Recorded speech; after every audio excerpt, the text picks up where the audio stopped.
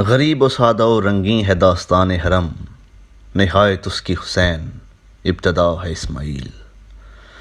انسانی تاریخ میں ابتدا سے آج تک حق و باطل کے درمیان بہت سی جنگیں ہوئی ہیں، لیکن ان تمام جنگوں میں وہ معرکہ اور واقعہ اپنی جگہ پر بے مثل ہے جو کربلا کے میدان میں رونما ہوا۔ یہ معرکہ اس اعتبار سے بھی بے مثال ہے کہ اس میں تلواروں پر خون کی دھاروں نے، برچھیوں پر سینوں نے اور تیروں پر گلوں نے فتح و کامیابی حاصل کی۔ اس طرح اس جنگ کا مظلوم آج تک محترم و فاتح اور ہر انصاف پسند انسان کی آنکھوں کا تارا ہے، جبکہ ظالم ابد تک کے لیے شکست خوردہ اور انسانیت کی نگاہ میں قابل نفرت ہے۔ حضرت محمد صلی اللہ علیہ وآلہ وسلم نے فرمایا کہ حسن اور حسین جوانان جنت کے سردار ہیں اور ان کے والد بزرگوار یعنی حضرت علی ابن ابی طالب علیہ السلام ان دونوں سے بہتر ہیں۔ حضرت امام حسین علیہ السلام کا مشہور لقب سید الشہداء ہے۔ آئیے اس عظیم شہید کی زندگی اور عظمت کے بارے میں آپ کو بتاتے ہیں۔ حضرت محمد صلی اللہ علیہ وآلہ وسلم کے نواسے سید الشہداء حضرت امام حسین علیہ السلام کی ولادت باسعادت 3 شعبان المعظم سن 4 ہجری کو مدینہ منورہ میں ہوئی، اور آپ کی پرورش سایہ نبوت اور معدن علم میں ہوئی۔ حضرت محمد صلی اللہ علیہ وآلہ وسلم نے اللہ کے حکم سے آپ کا نام حسین رکھا۔ حسن و حسین کا نام جو اسلام سے پہلے عرب میں رائج نہیں تھے، یہ شبر و شبیر جناب ہارون کے بچوں کے نام سے لیے ہیں۔ امام حسین علیہ السلام امام علی ابن ابی طالب علیہ السلام اور سیدہ فاطمہ زہرا سلام اللہ علیہا کے بیٹے اور حضرت محمد صلی اللہ علیہ وآلہ وسلم کے نواسے ہیں۔ قبیلہ قریش کے بنی ہاشم خاندان سے آپ کا تعلق ہے۔ امام حسن مجتبیٰ علیہ السلام حضرت مولا غازی عباس علمدار علیہ السلام اور محمد بن حنفیہ آپ کے بھائیوں میں سے ہیں، اور حضرت سیدہ زینب سلام اللہ علیہا آپ کی بہنوں میں سے ہیں۔ امام حسین علیہ السلام نے اپنی عمر کے تقریباً 25 سال خلفائے ثلاثہ یعنی ابو بکر، عمر، عثمان کے زمانے میں بسر کیے۔ خلیفہ اول کی خلافت کے آغاز کے وقت آپ کی عمر 7 سال تھی، اور خلیفہ ثانی کے دور میں آپ کی عمر 9 سال، جبکہ خلیفہ ثالث کی خلافت کے آغاز پر آپ کی عمر 19 سال تھی۔ تاریخ میں ملتا ہے کہ امام حسین علیہ السلام اپنے بڑے بھائی امام حسن علیہ السلام کا بہت احترام کرتے تھے۔ جس مجلس میں امام حسن علیہ السلام ہوتے تھے، اس مجلس میں آپ کے احترام کی خاطر امام حسین علیہ السلام بات نہیں کرتے تھے۔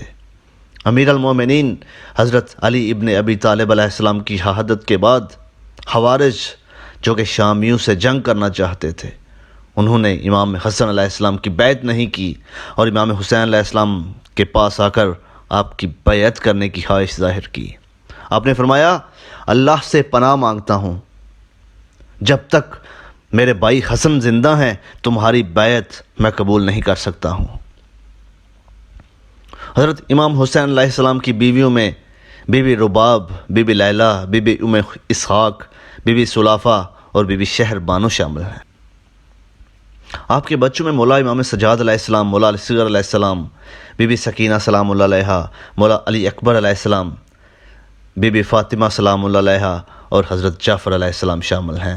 معاویہ کی حکومت کے دوران امام حسین علیہ السلام نے عملی طور پر ان کے خلاف کوئی اقدام نہیں کیا، لیکن معاویہ کے حجر بن عدی اور عبداللہ جیسی شخصیات کے قتل پر امام حسین علیہ السلام نے شدید اعتراض کیا، اور آپ نے معاویہ کو خط لکھا اور علی کے دستوں کو قتل کرنے کی مذمت کی، اور معاویہ کے بعض برے کاموں کی نشاندہی کرتے ہوئے اس کو محکوم کیا اور کہا، میں اپنے اور اپنے دین کے بارے میں تمہارے ساتھ جہاد سے بالاتر کوئی اور چیز نہیں جانتا ہوں۔ 56 ہجری کو معاویہ نے امام حسن علیہ السلام سے کیے ہوئے صلح نامے میں مذکور کہ اپنے بعد کسی کو اپنا جان نشین نہیں بنائے گا، قرارداد کے برخلاف یزید کو اپنا جانشین بنا کر لوگوں کو اس کی بیعت کرنے کا کہا۔ معاویہ نے مدینہ کا دورہ کیا تاکہ مدینہ کے اکابرین سے یزید کی ولایت کے لیے بیعت لے۔ امام حسین علیہ السلام نے ایک مجلس میں جہاں معاویہ ابن عباس اور بعض اموی درباریوں کی موجودگی میں معاویہ کی ملامت کی اور یزید کی نااہلی اور خبث بازیوں کی یاد آوری کرائی، اور اسی طرح ایک اور مجلس میں جہاں بہت سی عوام موجود تھی، امام حسین علیہ السلام نے یزید کو شرابی اور خبث باز کے طور پر معرف کیا۔ معاویہ کی وفات کے بعد 15 رجب 60 ہجری کو یزید حاکم بنا۔ اس نے بعض ان بزرگوں سے زبردستی بیعت لینے کا ارادہ کیا جنہوں نے اس کی ولایت کو قبول نہیں کیا تھا، لیکن امام حسین علیہ السلام نے بیعت کرنے سے انکار کیا اور دوست احباب اور خاندان سمیت 28 رجب کو مدینہ سے مکہ کی طرف روانہ ہوئے۔ 4 مہینے سے زائد یعنی 3 شعبان سے لے کر 8 ذی الحجہ تک امام حسین علیہ السلام مدینہ رہے۔ اس عرصے میں کوفہ والوں نے آپ کا یزید کی بیعت نہ کرنے کے بارے میں سنا تو آپ کے لیے دعوت نامے بھیجے اور خط کے ذریعے کوفہ آپ کو بلایا۔ امام حسین علیہ السلام نے کوفہ والوں کو جانچنے کے لیے مسلم بن عقیل کو کوفہ بھیجا تاکہ وہ وہاں کے حالات سے آگاہ کریں۔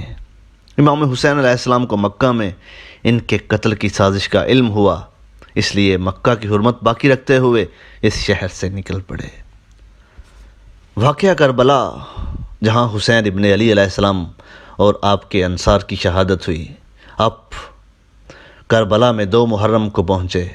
اس سے اگلے دن عمر بن سعد کی سربراہی میں کوفہ سے 4000 کا لشکر کربلا پہنچا۔ اس عرصے میں امام حسین علیہ السلام اور عمر سعد لانتی کے درمیان کچھ مذاکرات بھی ہوئے، لیکن ابن زیاد یزید کی بیعت اور جنگ کے علاوہ کسی اور بات کے لیے تیار نہیں ہوا۔ 9 محرم کے عصر کو عمر سعد کی فوج جنگ کے لیے تیار ہوئی، لیکن امام حسین علیہ السلام نے اپنے خدا سے مناجات کے لیے 1 رات کی مہلت مانگی۔ عاشور کی رات امام نے اپنے اصحاب سے گفتگو کی اور ان سے بیعت اٹھا لی اور جانے کی اجازت دی، لیکن انہوں نے وفاداری اور حمایت کرنے کی تاکید کی۔ روز عاشور کو صبح جنگ شروع ہوئی اور ظہر تک امام حسین علیہ السلام کے بہت سارے اصحاب شہید ہو گئے۔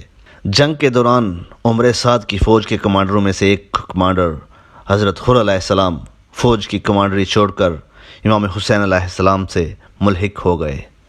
امام کے اصحاب شہید ہونے کے بعد آپ کے رشتہ دار میدان کو آئے اور ان میں سے سب سے پہلے حضرت علی اکبر علیہ السلام میدان میں آئے اور ایک ایک کر کے سب شہید ہوتے گئے، اور پھر امام حسین علیہ السلام خود میدان کو گئے اور 10 محرم کو عصر کو امام حسین ابن علی علیہ السلام بھی شہید ہوئے، اور شمر بن ذلجوشن لانتی، ایک اور روایت کے مطابق سنان بن انس نے آپ کا سر بدن سے جدا کیا، اور اسی دن حسین ابن علی علیہ السلام کا سر ابن زیاد لانتی کو بھیجا گیا۔ عمر سعد نے ابن زیاد کے حکم کی تعمیل کرتے ہوئے امام حسین علیہ السلام کے بدن پر گھوڑے دوڑانے کا حکم دیا اور آپ کے بدن کی ہڈیاں بھی ریزہ ریزہ کیں۔ بیمار امام سجاد علیہ السلام کو، خواتین کو اور بچوں کو اسیر کر کے پہلے کوفہ پھر وہاں سے شام لے جایا گیا۔ امام حسین علیہ السلام اور تقریباً 72 ان کے اصحاب کی لاشوں کو 11 یا 13 محرم کو بنی اسد کے گروہ نے اسی شہادت پانے والی جگہ میں دفن کیا۔ امام حسین علیہ السلام کربلا معلیٰ عراق میں دفن ہے۔ آپ کی عمر 57 سال تھی۔ جی تو معزز سامعین، اگر آپ کو ہماری ویڈیو اچھی لگے تو مزید اچھی اسلامک ویڈیوز دیکھنے کے لیے ہمارا چینل پنجتن پاک سبسکرائب کریں۔ السلام علیکم۔